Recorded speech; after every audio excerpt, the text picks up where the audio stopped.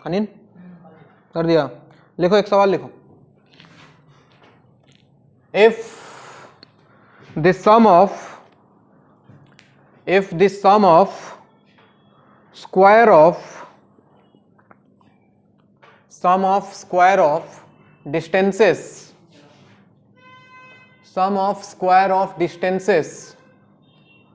of a point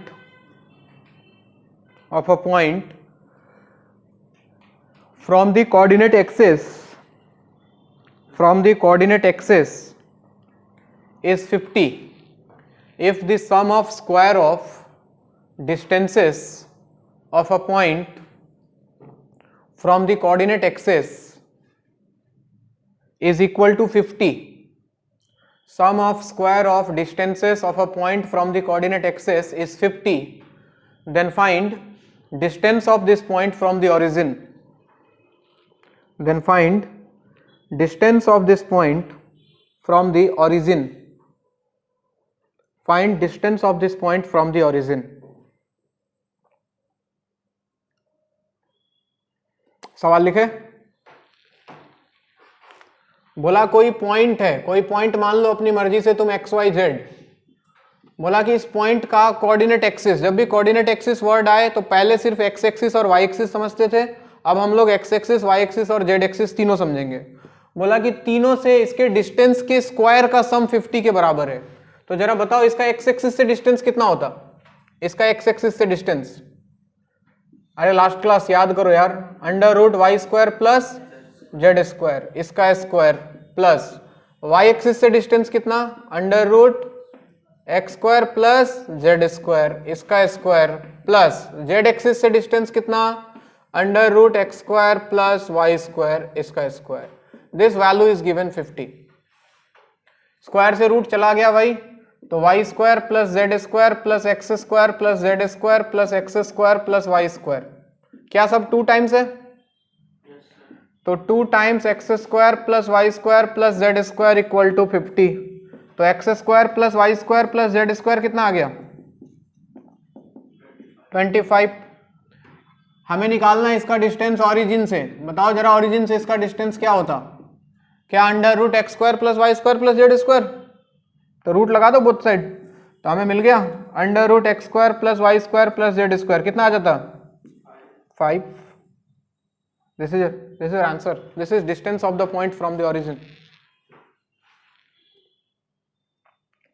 बात समझ आ रही है? अगला सवाल, एंगल बाइसेक्टर का सवाल मैंने वहां भी कराया था, अगर आपको याद हो, वेक्टर में एक सवाल कराया था एंगल बाइसेक्टर का, ध्यान है? एंगल बाइसेक्टर अपोजिट साइड को किस रेशियो में डिवाइड करता है? अरे मेरे देश के गधों, एक ही बात पूछ के ना मैं पागल हो गया हूं, पता है? ए बी सी, मान लो कि ये एंगल बाइसेक्टर है, ये एंगल बाइसेक्टर है, तो ये अपोजिट साइड को, यानी कि ये B D is to D C कोई बोले तो क्या रेशियो होगा? अदर 2 साइड्स, याद आ रहा है? B D is to D C equal to A B is to A C. तो ये सवाल मैंने वेक्टर में भी कराया था, फिर से करा रहा हूं। एक ट्राइंगल है जिसमें ए का वर्टेक्स दिया हुआ है 3 2 0, फिर से लिखो एक बार, ये इंपॉर्टेंट चीज है। बी का दिया हुआ है 5 3 2 और सी का कोऑर्डिनेट गिवन है बच्चों -9 6 -3।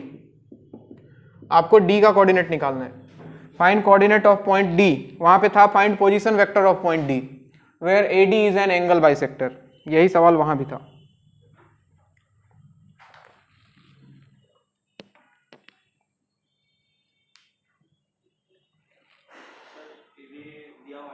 हाँ, given AD is an angle bisector.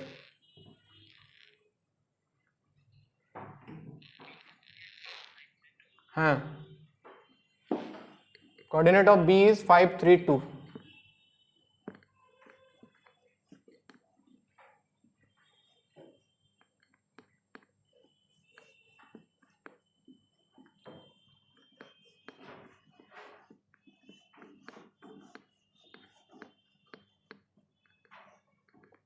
हाँ जी, तो उसके लिए हमको ए बी और ए सी चाहिए होगा। लगाओ डिस्टेंस फॉर्मूला, बताओ ए बी का वैल्यू, ए बी और ए सी कितना आ रहा है, जल्दी बोलो। ए बी निकालोगे तो 5 माइनस 3 2 स्क्वायर 4, 3 माइनस 2 1, 2 माइनस 0 4, तो 4 4 8 1 9, 3 आएगा क्या? देखो 5 माइनस 3 2 हो गया, यानी कि 4, और AC 13 आ रहा है, तो ये हो गया 3:13 का रेशियो बच्चों। तो ये 3 हो गया, ये 13 हो गया, लगा दो सेक्शन फॉर्मूला, डी का कोऑर्डिनेट निकल जाएगा 3 into minus 9 plus 13 into 5 divided by 3 plus 13, ये हो गया एक्स कोऑर्डिनेट। बिल्कुल simple section formula, mx2 plus nx1 divide by m plus n। फिर ये वाई कोऑर्डिनेट के साथ गया 3 into 6 plus 13 into 3 divided by 3 plus 13, and for z coordinate 3 into minus 3 plus 13 into 2, 13 into 2 divided by 3 plus 13, ये रहा d का coordinate भाई, जो कि वेक्टर में हमने पोजीशन वेक्टर के नाम से कराया था, d का पोजीशन वेक्टर। बात समझ आ रही है? अभी तक हम लोग स्ट्रेट लाइन के साथ ही हैं, 2D का वाला चीज हम लोग 3D में कन्वर्ट कर रहे हैं, कुछ नया काम अभी तक हमने किया नहीं है, तो वही अभी भी कर रहा हूं। A एक पॉइंट गिवन है 1 2 3, नेक्स्ट क्वेश्चन, और B एक पॉइंट गिवन है, कहीं पे होगा -2 3 4, ठीक है। एक प्लेन है, कोई प्लेन, वहां पे लाइन लिया करते थे हम, यहाँ पे हम प्लेन लेते हैं। एक प्लेन है जो कि इस लाइन सेगमेंट AB को किसी पॉइंट P पे इंटरसेक्ट कर रहा है, तो आपको ये रेशियो निकालना है AP is to PB for different planes. पहले ये डायग्राम बना लो, फिर सवाल लिखो।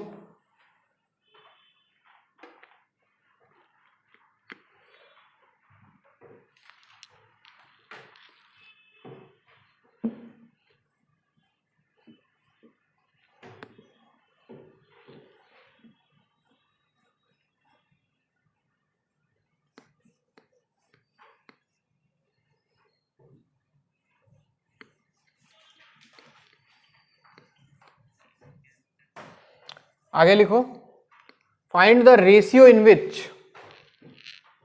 Find the ratio in which the line segment AB, find the ratio in which the line segment AB is divided by, find the ratio in which the line segment AB is divided by,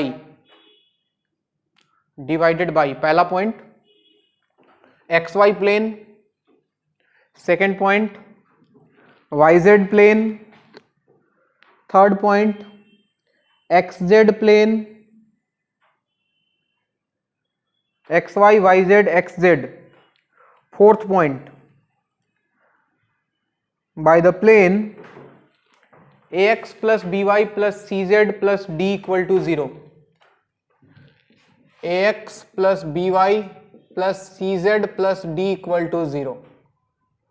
और fifth point में लिखना by the plane 3x plus y plus z plus 5। Fourth point में by the plane this AX plus BY plus CZ plus D equal to 0।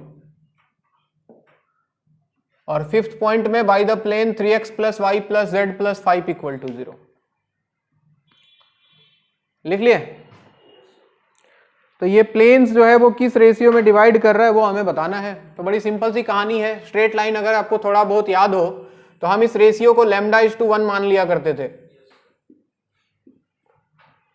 जिसने straight line का class किया है उसको ध्यान होगा, λ/1 मान लेते थे इसको, और p का कोऑर्डिनेट निकालते थे सेक्शन फॉर्मूला से। अगर ये लैम्डा ये 1 तो p का कोऑर्डिनेट कितना आएगा बताओ? ये उधर जाएगा -2 लैम्डा प्लस 1 इंटू 1 यानी कि 1 डिवाइडेड बाई लैम्डा प्लस 1 आता। y कोऑर्डिनेट कितना होता? 3 लैम्डा प्लस 1 इंटू 2 यानी कि 2 डिवाइडेड बाई लैम्डा प्लस 1, और z कोऑर्डिनेट आता 4 लैम्डा प्लस 1 इंटू 3 यानी कि 3 डिवाइडेड बाई लैम्डा प्लस 1। ये हमने कोई अननोन रेशियो मान के p का कोऑर्डिनेट निकाल लिया। अब जरा सोचो बच्चों, पहला पार्ट उसने बोला कि xy प्लेन, अगर ये प्लेन xy प्लेन होता तो क्या ये पॉइंट प्लेन के ऊपर है? ये पॉइंट p प्लेन के ऊपर है? तो प्लेन के ऊपर है अगर ये पॉइंट, और अगर ये एक्स वाई प्लेन होता तो हम जानते हैं एक्स वाई प्लेन में क्या जीरो होता है, जेड जीरो होता है, हमें पता है ना एक्स वाई प्लेन में जेड जीरो होता है, तो रख दो जेड जीरो। ये रहा जेड का value 4 lambda plus 3 divide by lambda plus 1 must be zero. Lambda का वैल्यू कितना आ जाता, -3/4। अच्छा ये बात भी बताया था, लैम्डा निगेटिव आने का मतलब क्या है, ये हम हमने इंटरनल डिवीजन यूज किया है, लेकिन लैम्डा निगेटिव आने का मतलब है कि ये 3:4 कैसा डिवीजन है, एक्सटर्नल। याद आ रहा है, पूरा का पूरा कहानी वही है, निगेटिव आ गया तो इंटरनल ना होके ये कौन सा डिवीजन है, एक्सटर्नल डिवीजन है। चलो बाकी निकालते जाओ। अगर एक्स वाई के जगह वाई जेड प्लेन होता तो कौन जीरो कर देते, एक्स को जीरो। एक्स का वैल्यू ये रहा sir -2 lambda plus 1 divide by lambda plus 1 equal to 0। यहां से लैम्डा क्या 1/2 आता, तो यहां पे बिल्कुल 1:2 इंटरनल डिवीजन, यहां पे एक्सटर्नल का कोई बात नहीं। अगर पॉजिटिव आए तो कोई दिक्कत नहीं है, डिवीजन इंटरनल है। अगर इंटरनल डिवीजन यूज करके निगेटिव आ जाए तो वो एक्सटर्नल डिवीजन है, बस इतना ख्याल रखना है। So this is internal. निकालो बाकी। थर्ड एक्स वाई हो गया, वाई जेड हो गया, एक्स जेड प्लेन कौन जीरो, वाई जीरो। बताओ कितना आएगा वाई जीरो करने से, इसको जीरो करोगे अगर तो लैम्डा -2/3 दिख रहा है, यानी कि 2:3 अगेन कैसा, एक्सटर्नल।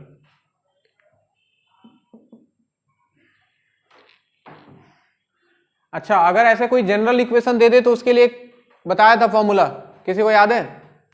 अगर प्लेन ये है ax plus b y plus c z plus d equal to 0, तो करते क्या थे, कॉन्सेप्ट क्या था, ये पॉइंट इसको सेटिस्फाई करेगा, पॉइंट P इसको सेटिस्फाई करा दो, x के जगह ये रखना है, y की जगह ये रखना है, z की तरह ये रखना है, और जो यहां से लैम्डा निकल के आता था याद करो माइनस ऑफ, याद है पहला पॉइंट पुट करते थे, तुमको कुछ याद नहीं आ रहा है शायद, सबसे पहले पहला पॉइंट पुट करते थे इसमें एक्स वाई जेड के जगह पे 1 2 3, तो a plus 2b plus 3c plus d divided by second point, ये वाला पॉइंट x के जगह -2, तो -2a और y के जगह 3b प्लस 4z यानी कि 4c प्लस d, ये आएगा। तो ये याद रखने का एक तरह से तरीका है बच्चों, कभी भी कोई जनरल प्लेन दे दे तो जो लैम्डा निकल के आएगा माइनस साइन लगाओ, प्लेन के इक्वेशन में पहला पॉइंट पुट कर दो उठा के, डिवाइडेड बाय उसी प्लेन में दूसरा पॉइंट पुट कर दो। जैसे अगले वाले में करके देखो आंसर आएगा क्या आता है, अगले पार्ट में माइनस बाहर लगेगा, हाँ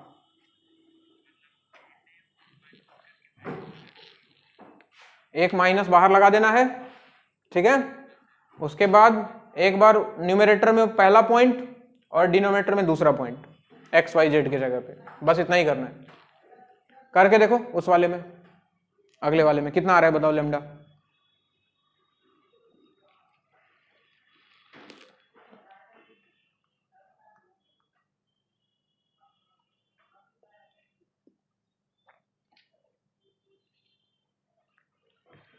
गुलों में रंग भरे।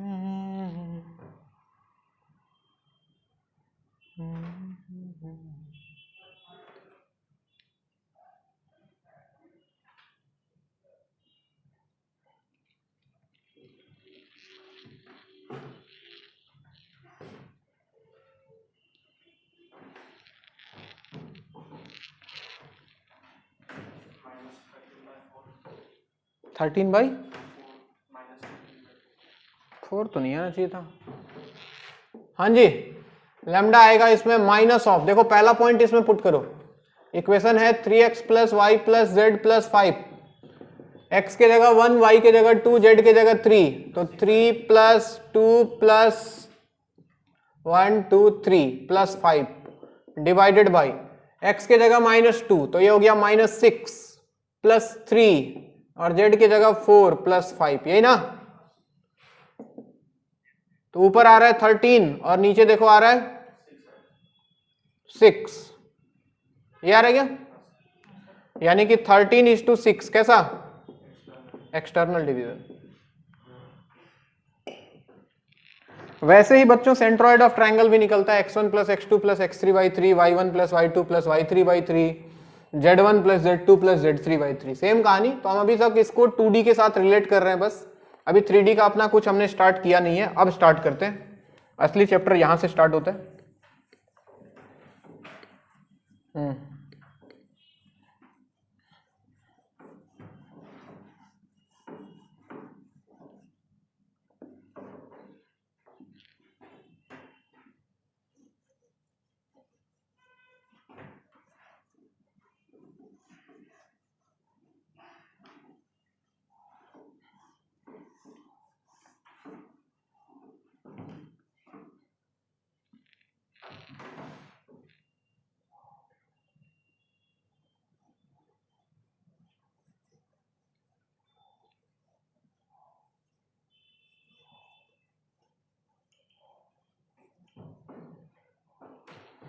हो गया?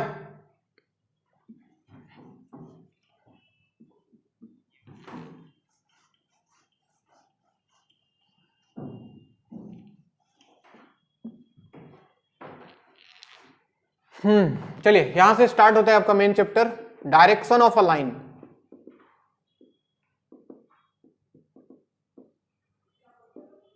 Direction of a line.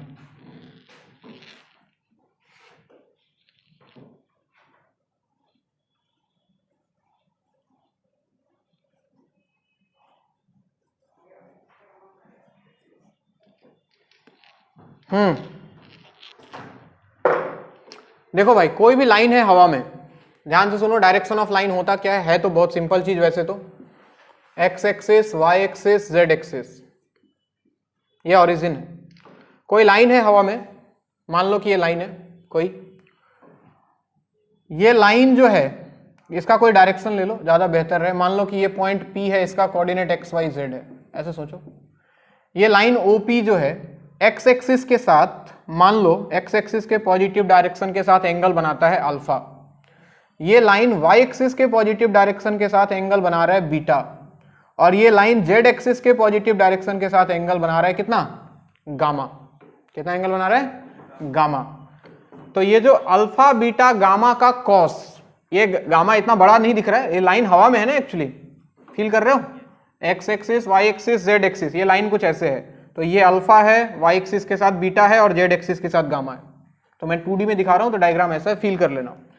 तो ये जो अल्फा बीटा गामा एंगल्स है, इनका कॉस, यानी कि cos alpha, cos beta, cos gamma, इसको बोलते हैं direction cosine of the line. Cos alpha, cos beta, cos gamma are direction cosine of this line. तो कोई बोले कि अगर इस लाइन का डायरेक्शन कोसाइन क्या है, तो तुम बोलोगे कि ये line x axis, y axis, z axis के साथ जो एंगल्स बनाता है उसका cosine, that is known as direction cosine of this line. बात समझ आई? यानी कि अगर ये लाइन जो है, मान लो कि x axis, positive x axis, positive y axis और पॉजिटिव जेड एक्सिस के साथ एंगल बना रहा है अल्फा, बीटा और गामा रिस्पेक्टिवली, तो इनमें अगर कॉस लगा दें, इसका कोसाइन ले लिया जाए, कोसाइन, यानी कि cos alpha, cos beta and cos gamma, इसको बोलते हैं बच्चों L, इसका नाम है M और इसका नाम क्या है N। तो अगर डायरेक्शन कोसाइन को शॉर्ट में हम लिखते हैं DC। DC का मतलब LMN के बारे में बात की जा रही है, और LMN का मतलब होता है cos alpha, cos beta and cos gamma. ठीक है, DC डायरेक्शन कोसाइन। एक लाइन लिखो, पहले लिखो, राइट डाउन,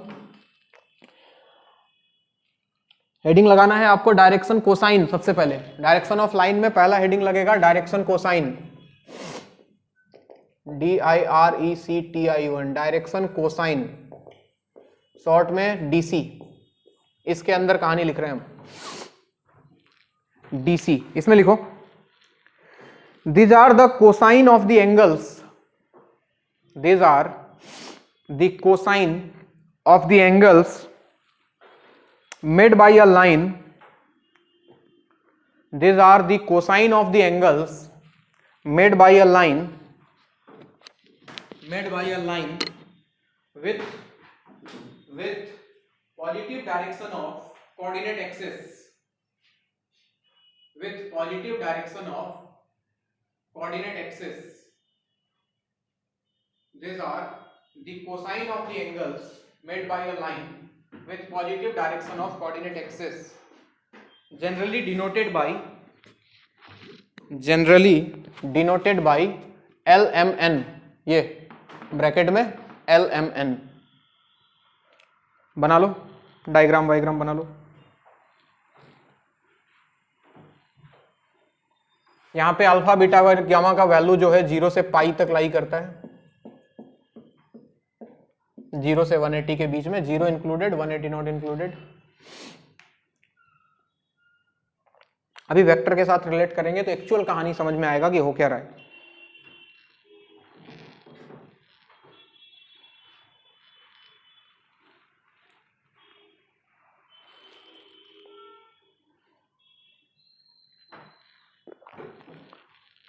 दिल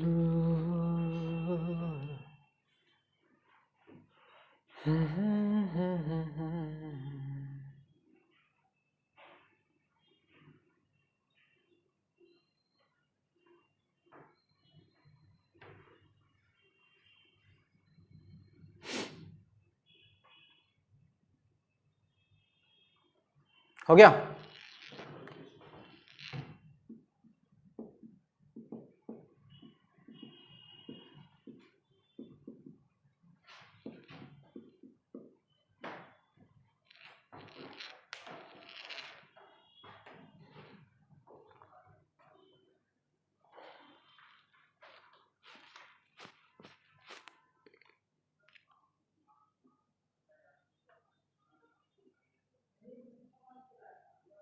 next is direction ratio.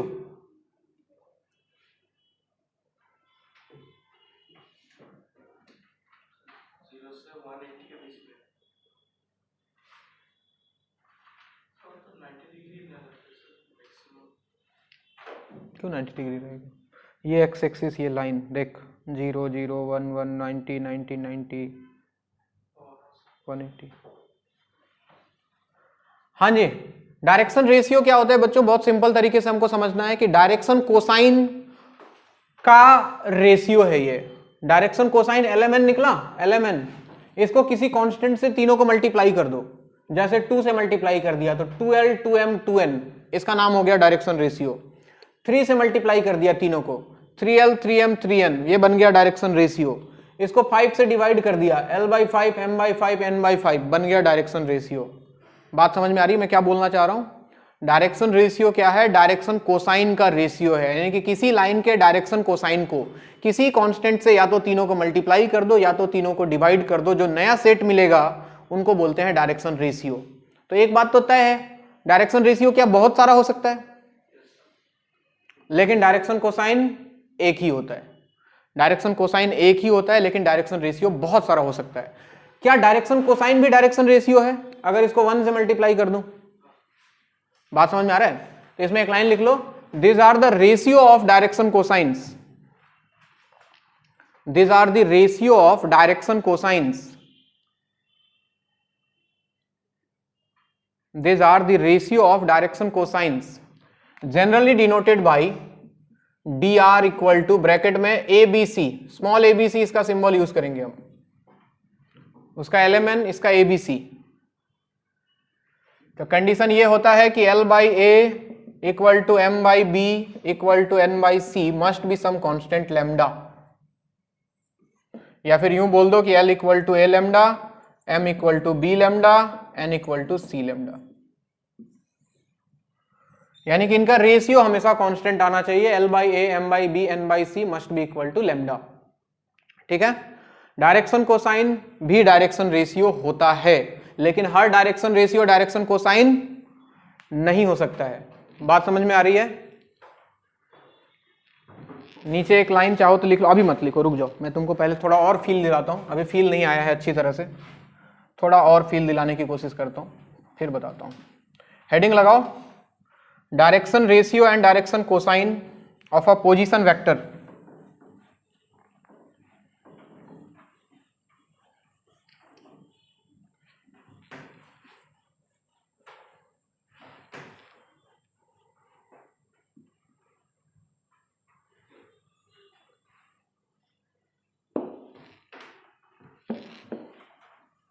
Direction ratio and direction cosine, DC and DR short में लिखा करो, DC and DR for a position vector. अब इसको वेक्टर से रिलेट करते हैं, कहानी का असली मतलब समझते हैं। DC and DR position vector, जैसे कोई पॉइंट है हवा में, बोर्ड पे देखो, कोई पॉइंट है हवा में पी एक्स वाई जेड, हम जानते हैं कि इसको ओरिजिन से मिलाने वाला जो वेक्टर होता है वही इसको पोजीशन वेक्टर बोलते हैं हम लोग, OP. OP is position vector of point P. क्या मैं, अगर मैं लिखता हूं position vector of point P, क्या वो वेक्टर ओपी होगा? और वेक्टर ओपी किसके बराबर आएगा भाई? ये 0 0 0 है, तो वेक्टर लिखने के लिए हम फाइनल माइनस इनिशियल लिखा करते थे, x minus 0 into i cap, याद है? x minus 0 into i cap plus y minus 0 into j cap plus z minus 0 into k cap. तो वेक्टर ओपी हमें क्या मिलेगा? हमें मिल जाएगा sir x i cap plus y j cap plus z k cap. मानते हो बात को? बोलो ना। इसका लेंथ निकालूं मैं, ओपी का मैग्नीट्यूड, इसको आर बोल देता हूं, इसके लेंथ को कितना आता? Under root x square plus y square plus z square. ध्यान से सुनते जाना। अब अगर मैं वेक्टर को मैग्नीट्यूड से डिवाइड कर दूं तो क्या मिलता है मुझे? Unit vector. हमने पढ़ा है आपको, यूनिट वेक्टर होता है vector divided by its magnitude, यानी कि वेक्टर ओपी था हमारे पास x i cap plus y j cap plus z k cap. ध्यान से सुनते जाना, divided by OP, magnitude OP को मैंने आर मान लिया है। क्या मैं ओपी कैप को लिख सकता था x by r into i cap plus y by r into j cap plus z by r into k cap? अब समझने की कोशिश करते हैं, ये x by r, y by r, z by r क्या है? इमेजिन करो, बहुत सिंपल है। अगर ये एंगल अल्फा है, ये एंगल बीटा था, और इसका लेंथ हमने आर मान लिया है, आर मान लिया है, तो जरा बताओ इस वाले ट्रायंगल में, ये जो ट्रायंगल बन रहा है, इस वाले ट्रायंगल में कॉस अल्फा का वैल्यू कितना होगा? हमें निकालना था डायरेक्शन कोसाइन, हम डायरेक्शन कोसाइन के लिए लिखते कॉस अल्फा। क्या cos alpha base by hypotenuse होता? और बेस कितना? एक्स। बेस कितना? एक्स डिवाइडेड बाई आर, और इसी को तो हम लोग एल बोलते हैं क्या? सिमिलरली कॉस बीटा कितना आता बच्चों? क्या वाई बाई आर, इसको एम बोलते हैं। और कॉस गामा क्या होता है? जेड बाई आर, इसको क्या बोलते हैं हम लोग? एन बोलते हैं।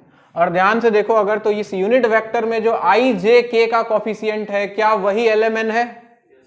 यानी कि मैं इस यूनिट वेक्टर यूपी कैप को क्या लिख सकता था? मैं l i cap plus m j cap plus n k cap, जहां पे एल एम एन जो है वो है direction cosine of OP, vector OP.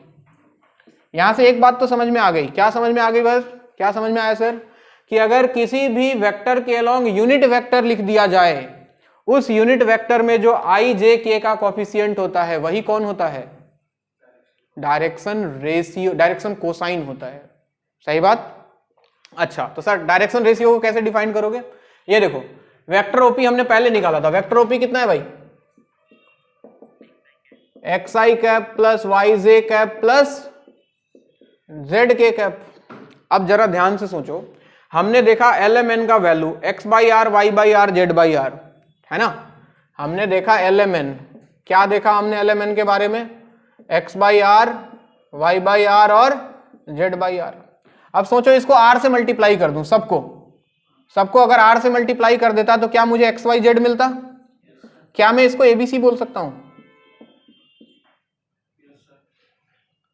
मैंने क्या किया? Multiply with r. हमने क्या पढ़ाया आपको कि अगर एल एम एन में किसी कांस्टेंट से तीनों को मल्टीप्लाई कर दिया जाए डायरेक्शन कोसाइन में, तो वही क्या बन जाता है? Direction ratio. यानी कि डायरेक्शन रेशियो क्या मिला हमें? हमें डायरेक्शन रेशियो मिला एक्स वाई जेड। और एक्स वाई जेड ध्यान से देखो तो कहां दिख रहा है? क्या इस वेक्टर में आई जे के का कोफिशिएंट है? यानी कि जो वेक्टर ओपी दिख रहा था हमको x i cap plus y j cap plus z k cap, क्या मैं इस वेक्टर को लिख सकता था बच्चों? A i cap plus b j cap plus c k cap, जहां पे ये जो ए बी सी दिख रहा है यही कौन है, direction ratio of vector OP. यानी कि कहानी खत्म। डायरेक्शन कोसाइन मतलब यूनिट वेक्टर में जो आई जे के का कोफिशिएंट है वो डायरेक्शन कोसाइन है, और डायरेक्शन रेशियो मतलब जो वेक्टर में आई जे के का कोफिशिएंट है, दैट इज डायरेक्शन रेशियो। किसी लाइन के अलोंग, देखो ये बहुत इंपॉर्टेंट बात है, बार बार यही चीज यूज होगा, किसी लाइन के अलोंग यूनिट वेक्टर लिखो मतलब LMN आएगा, किसी लाइन के अलोंग वेक्टर लिखो तो ABC आएगा। यानी कि यूनिट वेक्टर में जो IJK का कोफिशिएंट होगा वो डायरेक्शन कोसाइन होगा, और उसी लाइन के अलोंग वेक्टर में जो IJK का कोफिशिएंट होगा वो कौन होगा, डायरेक्शन रेशियो होगा। अब यहां से भी देखो रिलेट कर सकते हो, क्या यूनिट वेक्टर यूनिक क्वांटिटी है? यूनिट वेक्टर एक ही होता है, किसी वेक्टर के डायरेक्शन में यूनिट वेक्टर कितना होता है, एक ही होता है। लेकिन क्या वेक्टर बहुत सारा हो सकता है? मैग्नीट्यूड बदलते रहो, डायरेक्शन सेम रख के वेक्टर बदलता जाएगा। तो यूनिट वेक्टर यूनिक है, इसलिए डायरेक्शन कोसाइन यूनिक क्वांटिटी होता है, लेकिन वेक्टर यूनिक क्वांटिटी नहीं है, इसलिए डायरेक्शन रेशियो क्या होता है, बहुत सारे हो सकते हैं।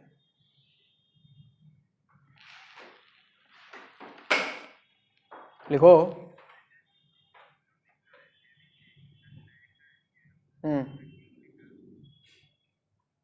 क्योंकि मुझे वेक्टर ओपी देख के फील आया था कि ओपी कैप में x by r, y by r, z by r था, हमने सबको आर से मल्टीप्लाई कर दिया तो एक्स वाई जेड मिल जाता, और वो हम पहले हमको दिख रहा था कि वो वेक्टर ओपी में एक्स वाई जेड था पहले से, तो ज्यादा मेहनत क्यों करें, किसी और से मल्टीप्लाई डिवाइड करने की क्या जरूरत है, बना बनाया चीज मिल रहा है कि जो वेक्टर होगा उसमें जो होगा उसको डायरेक्शन रेशियो बोल देंगे, जो यूनिट वेक्टर होगा उसमें जो होगा उसको डायरेक्शन कोसाइन बोल देंगे, खत्म कहानी।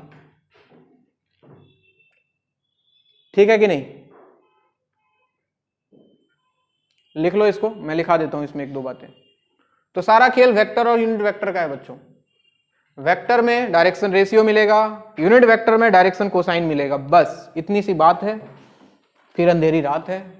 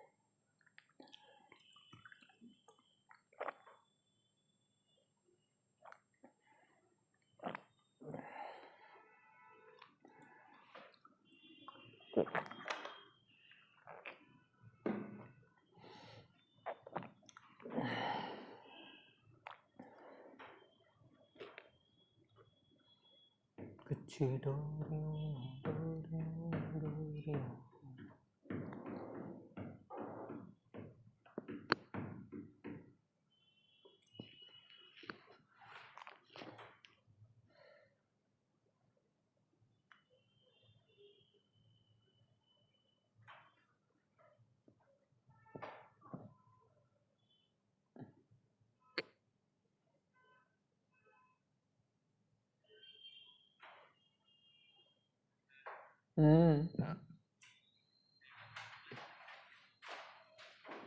11 वाले क्लास का एक टाइम टेबल चेंज हुआ है बच्चे, एक तो कल वाला जो क्लास था ना वेडनेसडे को, कल नहीं सॉरी, कल कौन सा दिन था, थर्सडे था ना, हाँ तो थर्सडे को वेडनेसडे वाला क्लास जो था उसका वो थर्सडे को शिफ्ट हो गया है शाम को 4:30 बजे।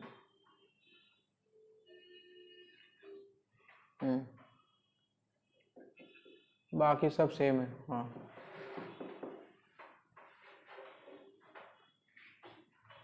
तो नीचे बच्चों नोट डाल के लिखोगे।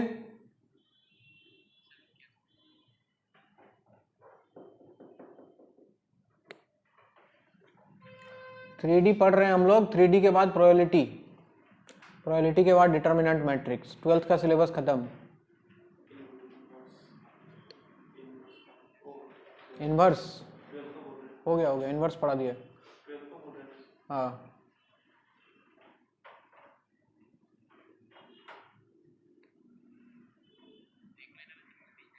हाँ दिसंबर लास्ट तक तुम्हारा सिलेबस खत्म हो जाएगा,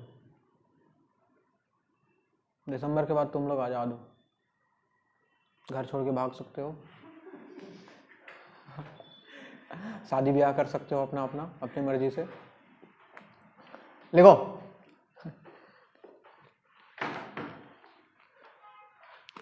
we can say that the coefficients of I, j and k in a unit vector, we can say that the coefficients of I, j and k in a unit vector represents direction cosines.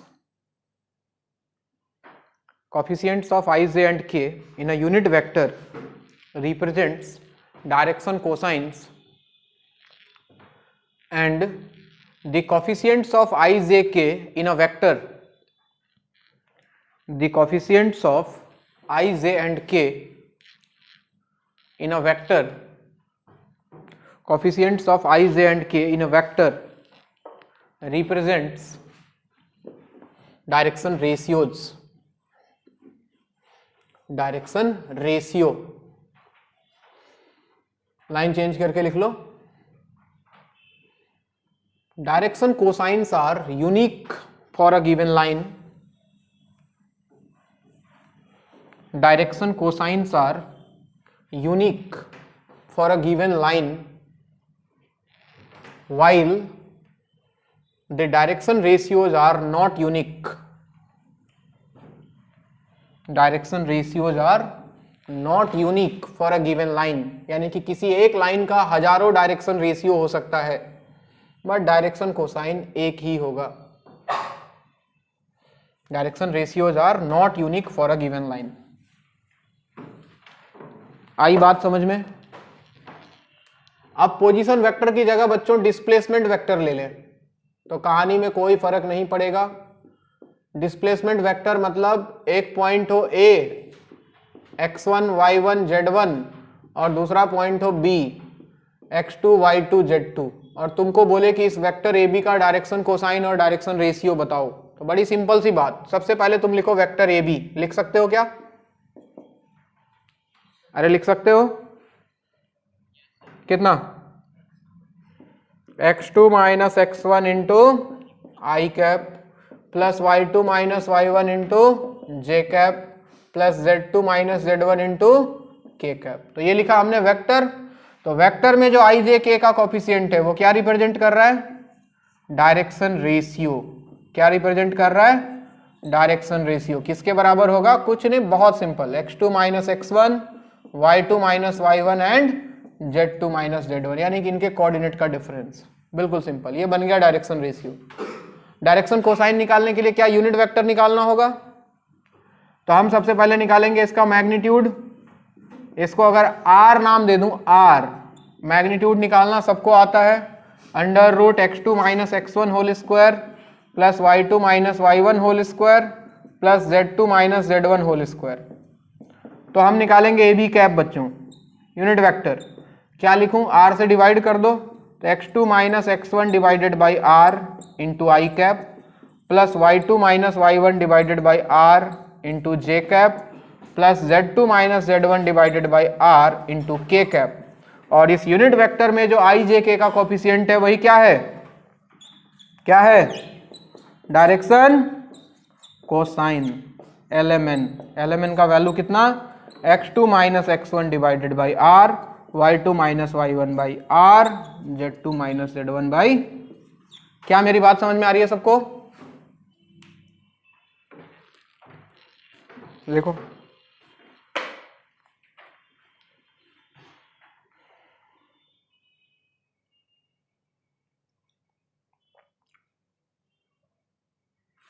तुलसी बोरो गौरी खा रहा है कि नहीं? नहीं मिलता है यहाँ भी, कैसे नहीं मिलता है?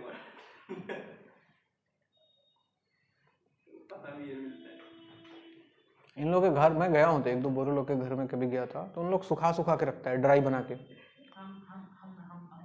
तुम लोग नहीं रखते हो? उन लोग क्या करते हैं, पूरा एकदम बहुत ढेर सारा सुखा के बॉयल करके सुखा के रख देता है और रोज बनाता है थोड़ा थोड़ा. ऐसा होता है ना? तुम्हारे घर में भी होता है ना? तो अगली बार मेरे लिए 1 किलो लेके आना. तो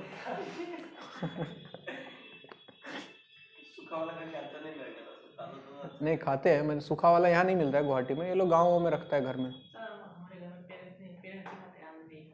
क्या नहीं खाते? तुम नहीं खाते? क्यों? घर में कोई नहीं खाता है? तो तुम लोग डुप्लीकेट है क्या? डुप्लीकेट बोरो है क्या? अच्छा, मम्मी ऐसे में, हाँ इसलिए मिक्स कहीं ना कहीं तो हुआ होगा मिक्स, इसीलिए ऐसा होता है। और ऊपर से मम्मी ऐसे में मर्डर कर देगी। हाँ भाइयों, अब यहां से देखो कुछ फॉर्मूले डिराइव करते हैं जिनका हम यूज करते हैं क्वेश्चन सॉल्व करने में। कैसे फॉर्मूले सर? अगर तुमको LMN गिवन है, अब देखो सवाल में ऐसी बातें आएंगी बार बार, जैसे डायरेक्शन कोसाइन गिवन है LMN, तो हम क्या लिख सकते हैं, वेक्टर या यूनिट वेक्टर? LMN के हेल्प से क्या लिख सकते हैं? बोलो, यूनिट वेक्टर। तो मैंने लिखा आर कैप, उसको नाम दे दिया आर कैप। तो आर कैप इक्वल टू मैं लिख सकता हूं LI plus MJ plus NK, लिख सकते हैं। कभी भी डायरेक्शन कोसाइन गिवन है तो उसके टर्म में हम एक यूनिट वेक्टर लिख सकते हैं उस लाइन के अलोंग। बहुत बढ़िया सर। और हम जानते हैं किसी भी यूनिट वेक्टर का मैग्नीट्यूड कितना होता है? 1। इसका मैग्नीट्यूड निकालें तो क्या under root L square plus M square plus N square equal to 1। तो क्या L square plus M square plus N square, तीनों का स्क्वायर का सम कितना मिलना चाहिए? पहला फॉर्मूला। अब LMN का वैल्यू रख दो। L को क्या बोला था? Cos alpha, cos beta, cos gamma. तो दूसरा फॉर्मूला बनता है cos square alpha plus cos square beta plus cos square gamma equal to 1। तीसरा फॉर्मूला कॉस को साइन में बदल दो, बोर्ड में देखो। इसको लिखा 1 minus sine square alpha, 1 minus sine square beta, 1 minus sine square gamma, और साइन स्क्वायर वाला तीनों टर्म RHS में ले गया। तो जरा बताओ sign square alpha plus sine square beta plus sine square gamma कितना आता? कोमा में चले गया सब। इधर आया 1 1 1 3 और उधर से एक 1 और आता, 3 माइनस 1 क्या 2 आता? दिख रहा है सबको? नहीं दिखेगा तो बोलना, मैं एकदम बढ़िया से लिखूंगा। फिर इसमें से इसको सब्ट्रैक्ट कर दिया, इस इक्वेशन में से इस इक्वेशन को subtract. Cos square alpha minus sine square alpha क्या होता है? Cos 2 alpha. बहुत बढ़िया। फिर cos 2 beta plus cos 2 gamma equal to कितना? 1 माइनस 2 माइनस 1। ये तीसरा फॉर्मूला नोट करें। इनको यूज करते हैं हम लोग सवाल में, सवाल सॉल्व करने के लिए, जहां पे अल्फा बीटा व गामा वही है, x axis y axis z axis के साथ एंगल, जो पहले हमने डिराइव किया था, डिफाइन किया था।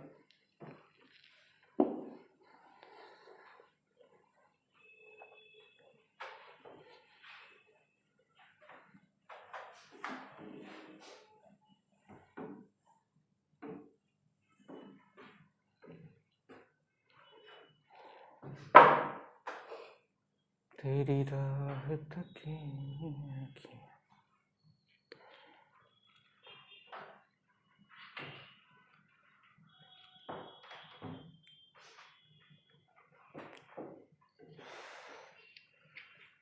अच्छा, अगर डायरेक्शन कोसाइन LMN है और डायरेक्शन रेशियो ABC है, तो दोनों के बीच में हमने क्या रिलेशन बताया कि L by A equal to M by B equal to N by C must be equal to lambda, है ना? तो यहां से हमें L का वैल्यू मिलेगा A लेमडा, M का वैल्यू मिलेगा B लेमडा और N का वैल्यू मिलेगा C लेमडा। और एक रिलेशन अभी अभी पढ़ा हमने, L square plus M square plus N square equal to कितना होना चाहिए? 1। LMN का वैल्यू रख दो। A लेमडा स्क्वायर करो तो A square lambda square plus B square lambda square plus C square lambda square equal to 1। Lambda square common, अंदर आ जाता है A square plus B square plus C square equal to 1। तो lambda equal to कितना आता देखो, 1 by A square plus B square plus C square का under root with a plus minus sign. ये लेमडा निकल जाता। इससे फायदा क्या हुआ? अब ये लेमडा का वैल्यू यहां रख दो तो LMN का वैल्यू आ गया ABC के टर्म में। यानी कि अगर ABC गिवन हो तो तुम LMN निकाल सकते हो। LMN इक्वल टू कितना आ जाएगा देखो, L के जगह A लेमडा, इसको A से मल्टीप्लाई करें तो plus minus A divided by under root A square plus B square plus C square plus minus B divided by under root A square plus B square plus C square and plus minus C divided by under root A square plus B square plus C square. ये यानी कि अगर ABC पता हो, LMN पूछ ले, तो ये रिलेशन हम यूज कर सकते हैं। डायरेक्शन रेशियो दिया हो, डायरेक्शन कोसाइन निकालना हो तो कुछ नहीं करना है, मैग्नीट्यूड से डिवाइड ही तो किया है। याद करो, उसमें आता था एक्स वाई जेड, तो उसमें आता था x by r, y by r, z by r, magnitude से डिवाइड कर देते थे, तो वही काम किया है, सबको उसके मैग्नीट्यूड, वेक्टर के मैग्नीट्यूड से डिवाइड कर दिया है, यूनिट वेक्टर बनाने के लिए किया है बस, तो डायरेक्ट याद रख लो, काम आ जाएगा।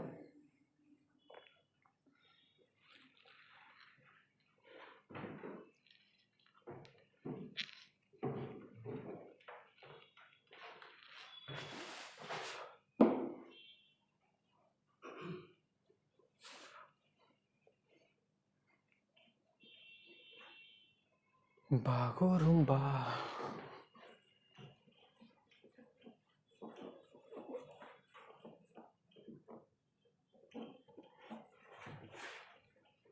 हो गया?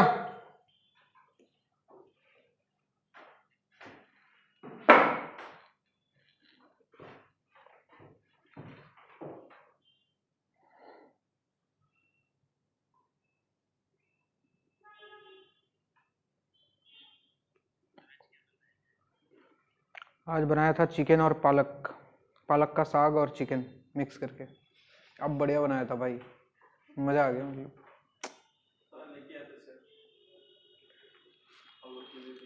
हम तुम लोग को रास्ता दिखा सकते हैं, चलना तुम्हारा काम है।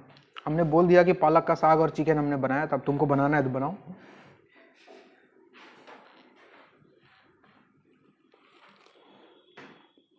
बताओ भाई। अच्छा सिंपल सा सवाल पूछ ले, डीसी ऑफ एक्स एक्सिस कितना होगा? एक्स एक्सिस का डायरेक्शन कोसाइन, एक्स एक्सिस के साथ कितना एंगल? 0, बाकी दोनों के साथ 90 90, तो cos 0 कितना होता है? 1, cos 90 कितना? 0 0। सिमिलरली अगर y एक्सिस का कोई बोले तो 0 1 0, z एक्सिस का बोले तो 0 0 1। चलिए एक सवाल लिखें।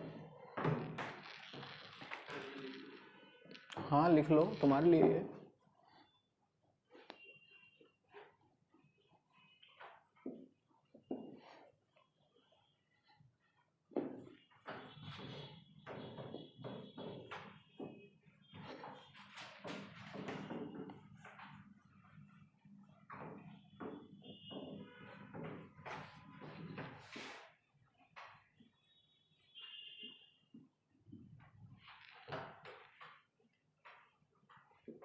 लिखो, find direction cosine of a line, find direction cosine of a line which is equally inclined to the coordinate axis.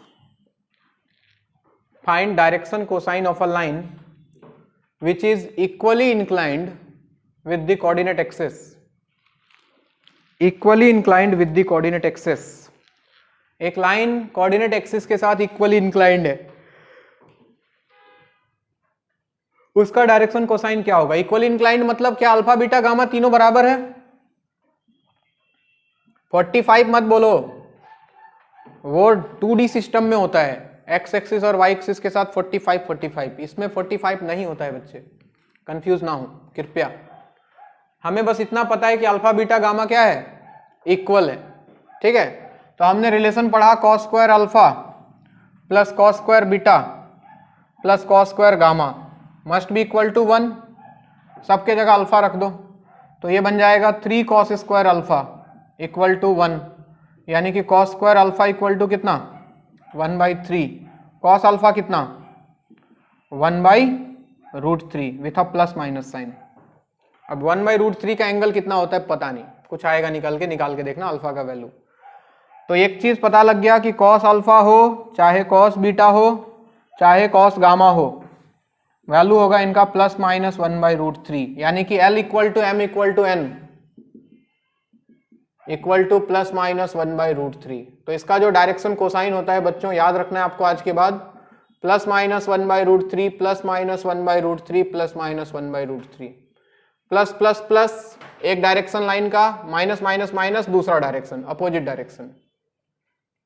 तो 1/√3 1/√3 1/√3, या फिर माइनस 1/√3 माइनस 1/√3 माइनस 1/√3। तो कभी सवाल में डायरेक्टली यूज कर लेगा इसको, क्योंकि कोई लाइन है इक्वली इंक्लाइंड है, तो समझ जाना है कि उसका डायरेक्शन कोसाइन ये रहा होगा। बात समझ आ रही है? नेक्स्ट क्वेश्चन, इसको नोट करें पहले।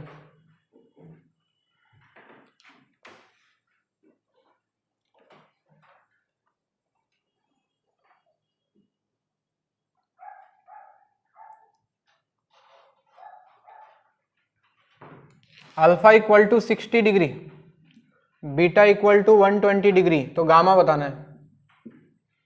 अल्फा बीटा गामा वही एंगल्स हैं। चलिए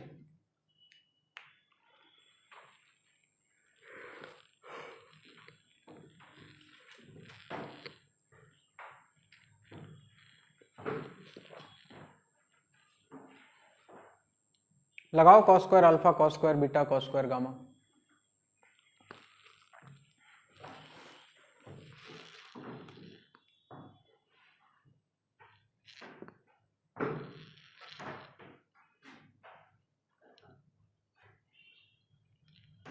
हाँ जी,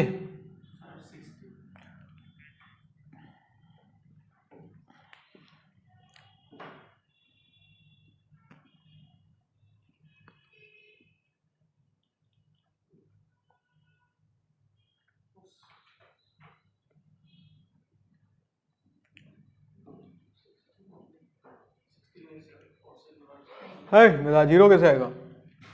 कॉस स्क्वायर 60, देखते हैं, cos square 120 plus cos square gamma हमको निकालना है, मस्ट बी इक्वल टू 1।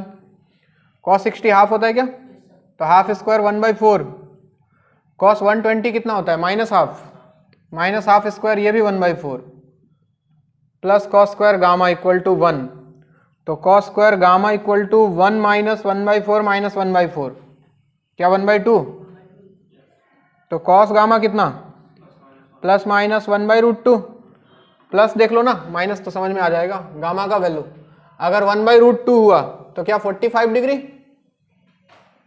अरे बोलो। और जब माइनस 1/√2 हुआ तो 180 माइनस 45 कितना? 135 डिग्री। ये रहा आंसर आपका। ठीक है,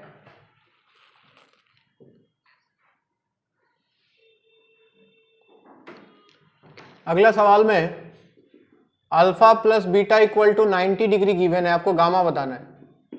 चलिए बताइए। Alpha plus beta is given 90 degree, then find gamma.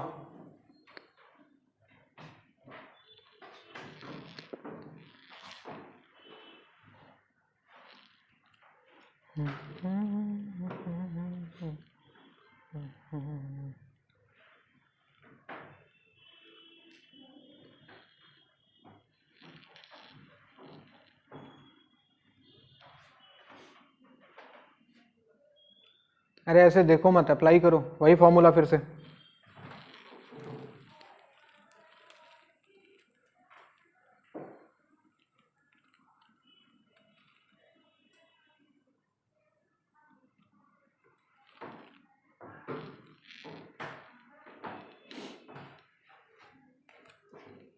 हाँ जी, हम जाने कि cos square alpha plus cos square beta plus cos square gamma should be 1।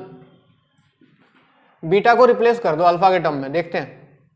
Cos square alpha plus cos square, beta के जगह पे क्या 90 माइनस अल्फा लिख सकते थे? Plus cos square gamma equal to 1। अच्छा, कॉस 90 माइनस अल्फा क्या हो जाएगा? साइन अल्फा हो जाएगा। तो ये बन गया sine square alpha plus cos square gamma equal to 1, और cos square alpha plus sine square alpha 1 plus cos square gamma equal to 1, 1 से 1 उड़ा, cos square gamma equal to 0, cos gamma 0, gamma कितना? 90 डिग्री इज द आंसर। बात समझ नहीं आ रही ना?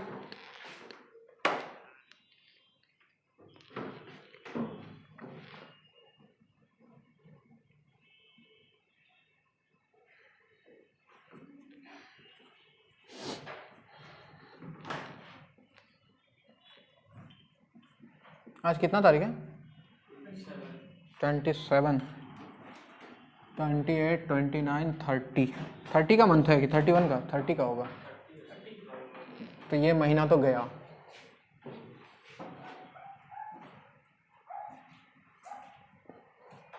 क्या हुआ खनीन, कुछ हुआ क्या?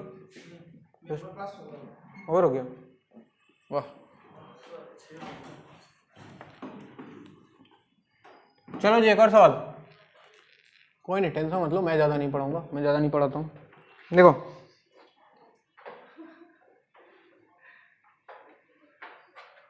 लिखो, a line makes angle theta with x axis and z axis. A line makes angle theta with x axis and z axis. A line makes angle theta with x axis and z axis and angle beta with y axis. A line makes angle theta with x axis and z axis and angle beta with y axis if sin square beta equal to 3 sin square theta, then आपसे पूछा कि cos square theta का value क्या होगा, बताएं। If sin square beta equal to 3 sin square theta, then find the value of cos square theta.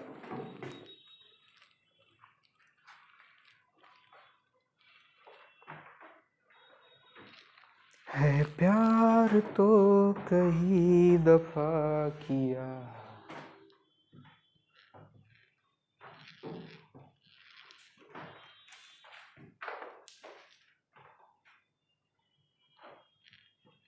आँखियों के नीले शीश महल में सोनिए सोनिए है जाने ले जाओ, एक दिन जीना है तो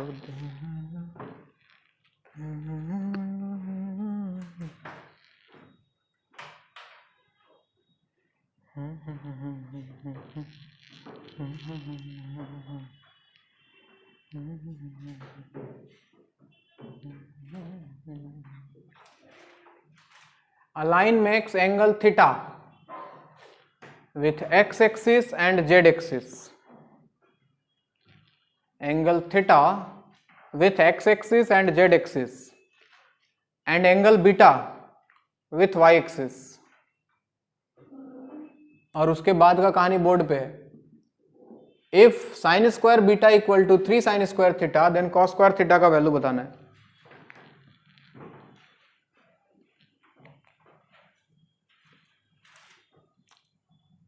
कौन सा फॉर्मूला लगा दिया जाए इसमें? √21/5 होना चाहिए, देखते हैं। ये लगाते हैं बच्चों, sign square alpha plus sine square beta plus sine square gamma कितना होता है? 2। क्या अल्फा और गामा थीटा के बराबर है? और बीटा तो बीटा है, तो यहां पे रखा sine square theta plus sine square beta plus sine square theta equal to 2।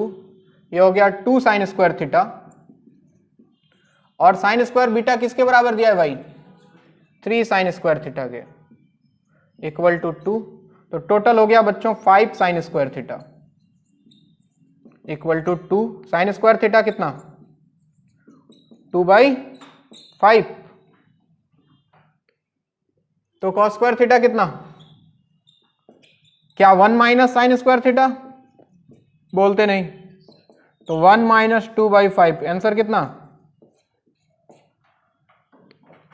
3/5। कहां √21 ले आया था भाई?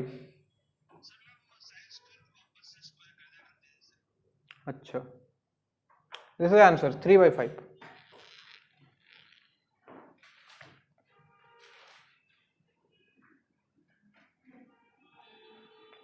हो गया। नेक्स्ट, अगला सवाल। If direction cosine of a line ABC is 236, if direction ratio, not cosine, direction ratio of a line is given as, ये जो बोर्ड पे लिखा है ABC equal to 236, then find its direction cosine। Direction ratio given है, direction cosine निकालना है बच्चों, LMN find करना है। निकालिए,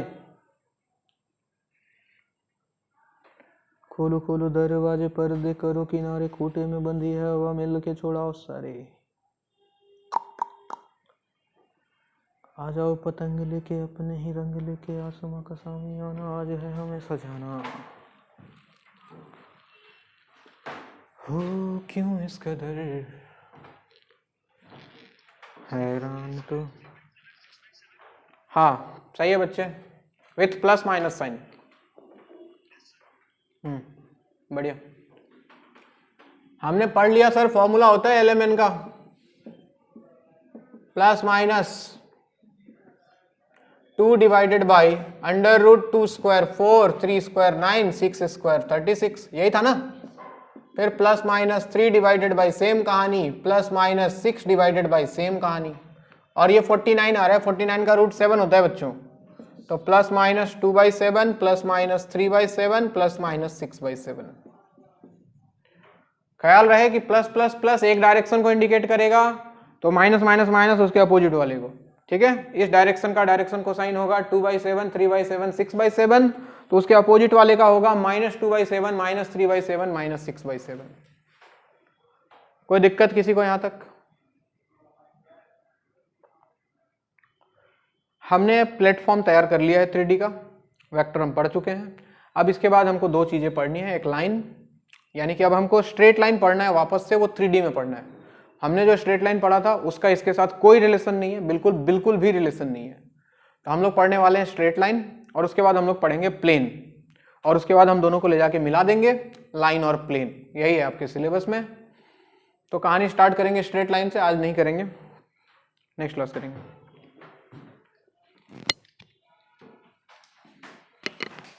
सुने हैं तुम्हारा बहुत क्लास है, मैं ही सब पढ़ा दूंगा तो पागल हो जाओगे तुम।